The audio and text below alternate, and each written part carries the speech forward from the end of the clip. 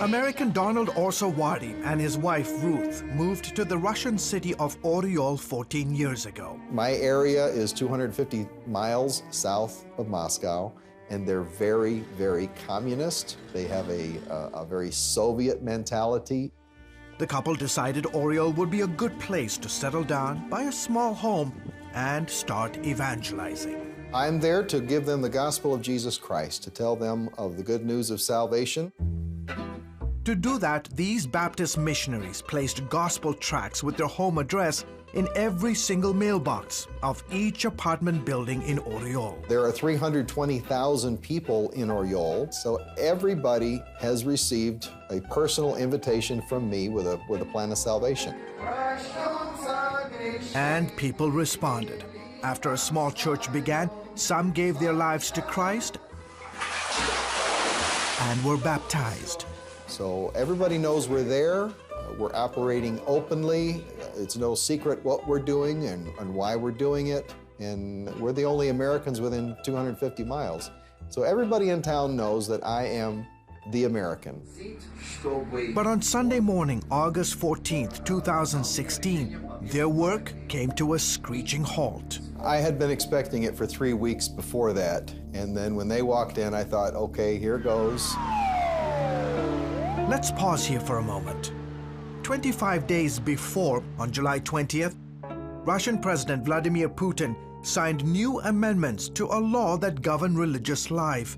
Under the guise of confronting terrorism, Putin gave authorities the power to ban preaching, praying, proselytizing, and handing out religious materials outside government-sanctioned churches. The U.S. State Department warned the move signaled a troubling Russian trend of intimidation and harassment. Sergei Rakuba's organization works in Russia and in 13 other countries of the former Soviet Union. This law is known among evangelical Christians in Russia as an anti-missionary law because it places harsh restrictions on evangelical churches and foreign missionary organizations. Among other things, the law required foreign missionaries to have a permit to evangelize. Also, reading your Bible, singing, or simply praying outside a registered church, even in a home, became illegal. Roman Lankin is a lawyer with the Slavic Center for Law and Justice. The law inflicted serious damage because suddenly many Christians feared that just talking about faith or sharing with others about God was a crime.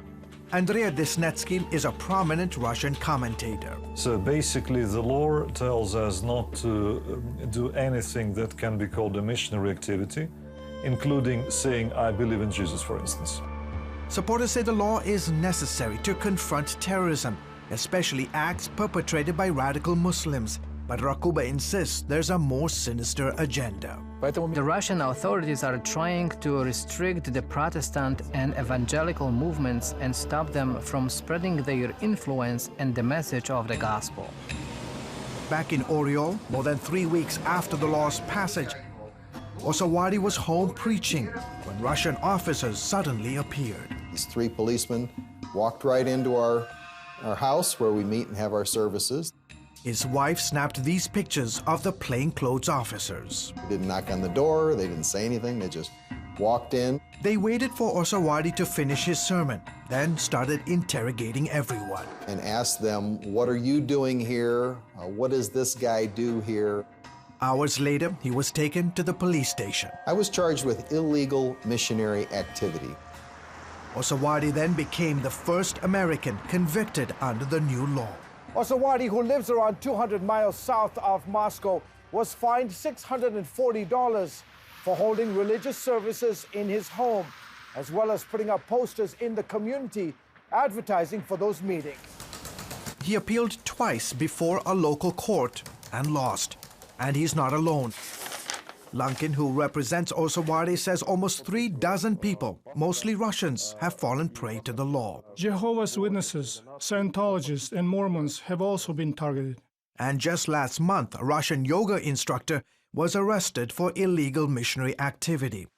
But there's one group that's been left alone. The law is unlikely to affect the Orthodox Church, which some 70% of Russians say they belong to. For the moment, never, never, never. because now the Russian Orthodox Church is closely associated with the state.